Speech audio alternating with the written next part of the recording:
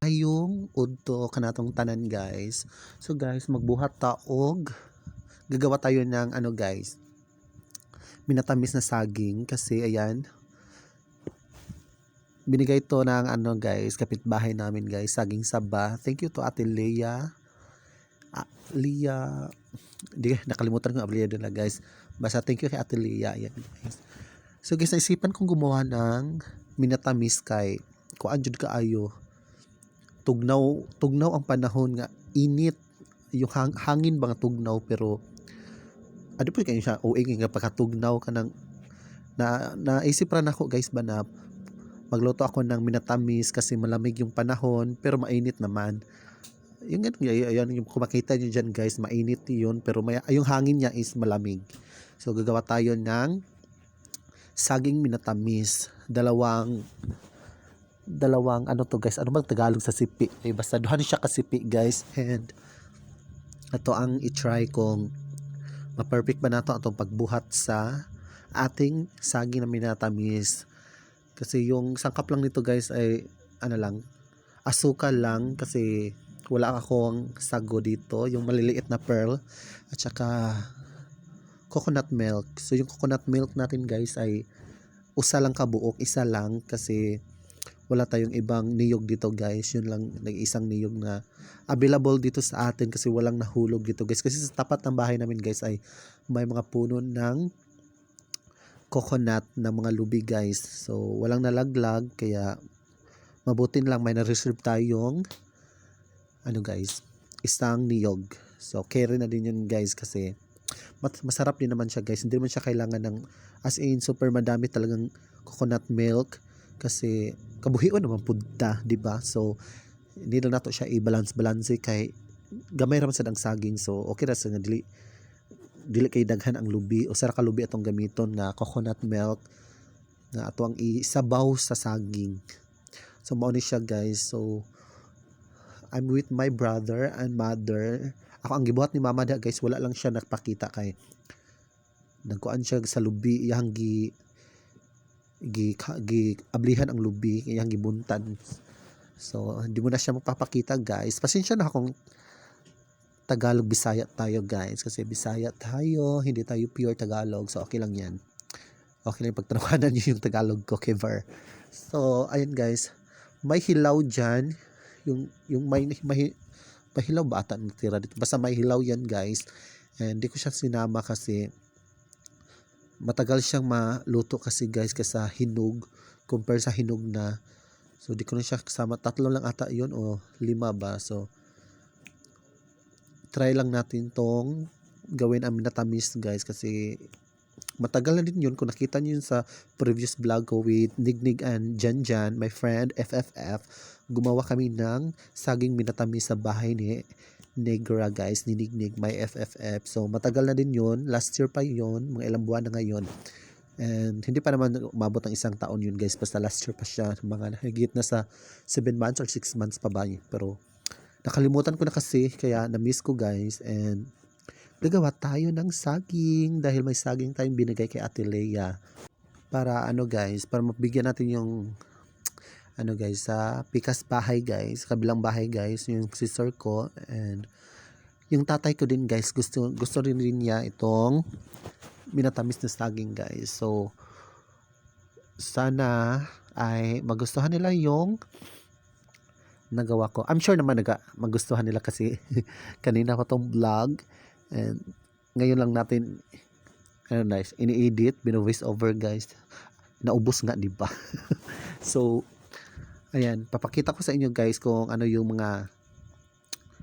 pa yung mga ginagawa ko dito sa ating saging minatamis guys. Simplihan lang natin guys kasi wala tayong ibang sangkap guys. Supposedly meron sana itong pearl tapioca, yung mga ganyan, yung pabilog-bilog niya guys. Sagu ba yun? So wala tayo niyan, kung ano lang yung meron dito sa bahay guys, yun lang din ang gagamitin. So ito yung hilaw guys, isa, dalawa, tatlo lang pala yung hilaw niya guys, hindi tayo nagkakamali. So taguan na to siya kay dili man siya ma-apil sa luto kay puro lagi hinog ato ang giluto, dili siya pwede sa masagol kay basig maluto na lang ang saging nga hinog niya, ang hilaw, wala pa siya maluto. So guys, ito lahat yung saging na hinog. Lulutuin natin siya, gawin natin siyang minatamis. At yung hilaw guys, may tatlo dito. So stipot ka lang dyan. Ano siya itong lubi and ato ang kaguran guys. Hindi ko alam kung anong tawag sa Tagalog nito guys. Kaguran yan sa Bisaya.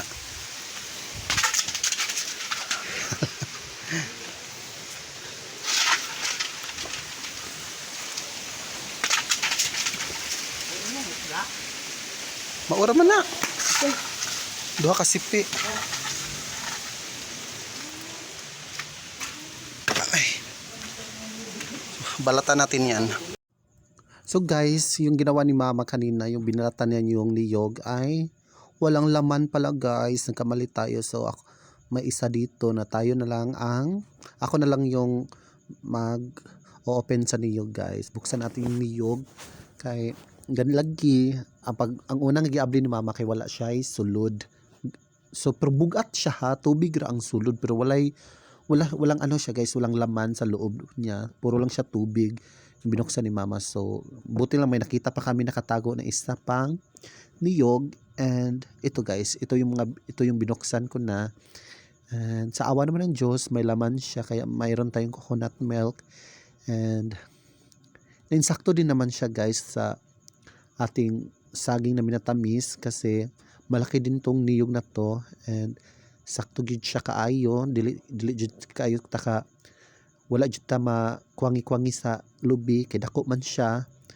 So need na naton siyang ingon anion kana yut ablihi jud yut kay nangambisyon man kagkuan magsaging minatamis ta. So kailangan mo yang sakripisyohan mo yang guys. Sakripisyohan mo yang buksan yang niyog na yan kasi ginusto mo yung magluto ng saging minatamis kaya kagod-kagod yun paning kamuti diha bayot nga makaablik ka. Ang tigas nito guys, so kailangan talaga ng force sa katawan mo kasi force sa kamay mo kasi matigas talaga siyang balatan pag hinila mo na yung balat na matigas siya guys kasi nga matanda na. Hindi naman pwede maggamit tayo ng butong, 'di ba? Yung yung young coconut pa. Hindi naman pwede 'yon. So, ito talagang matanda na lubi ang gagamitin natin niyog, kumbaga.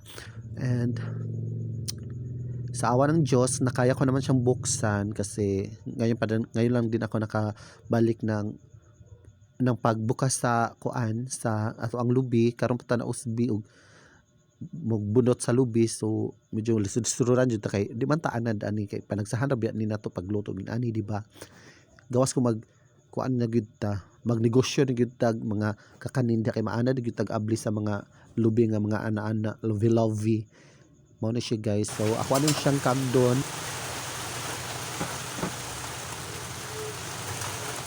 Clyde Dumiti aribe.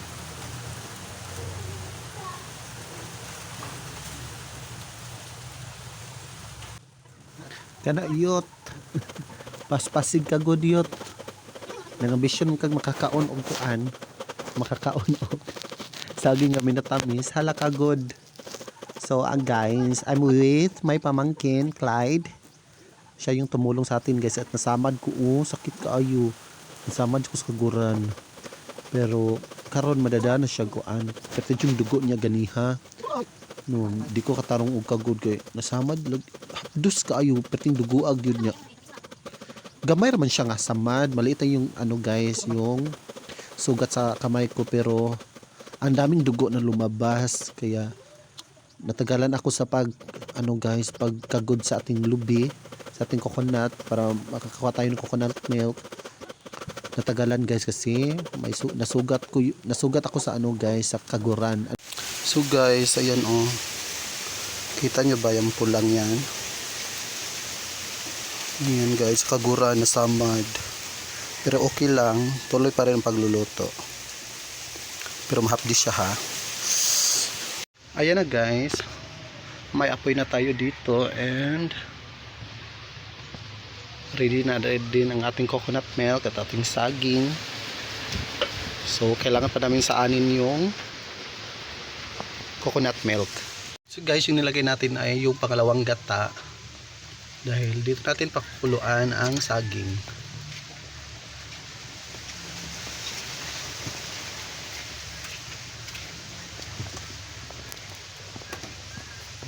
Pasensya na ha. Kasi kamay lang yung hawak ko guys sa cellphone. Kung nahihilo kayo, okay lang. Enjoy nyo na lang tong vlog natin.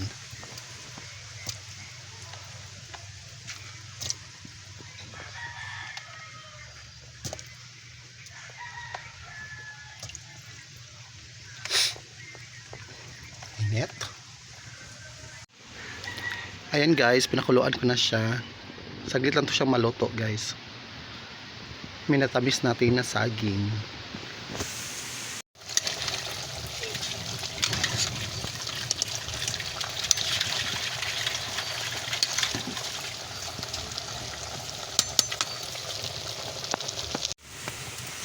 Kusugin kayo. Aray. Ayan guys, lagyan natin yung gata. Hinay diha.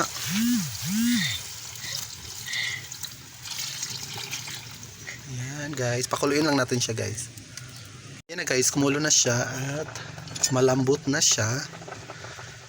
Ayan, inukay ko na siya kanina. So, lagyan na natin siya ng sugar. Isang pack ng sugar.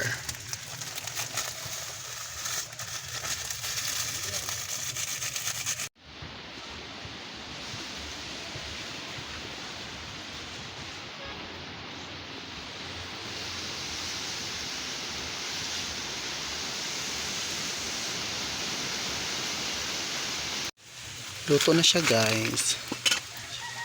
Ayan. Ayan ang minatamis natin na saging.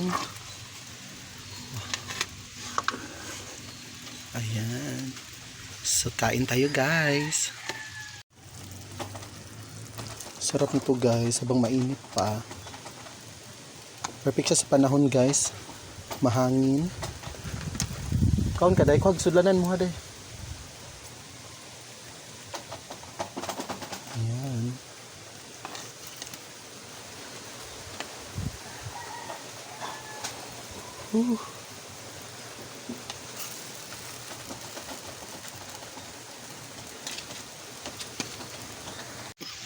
Ito na guys, kain na tayo. Ang sarap. Kani sa naklay tay hupi Clyde. Ayo sa agkan kay init pa kaayo. Ayun guys, sarap na talaga guys. Kain na tayo guys.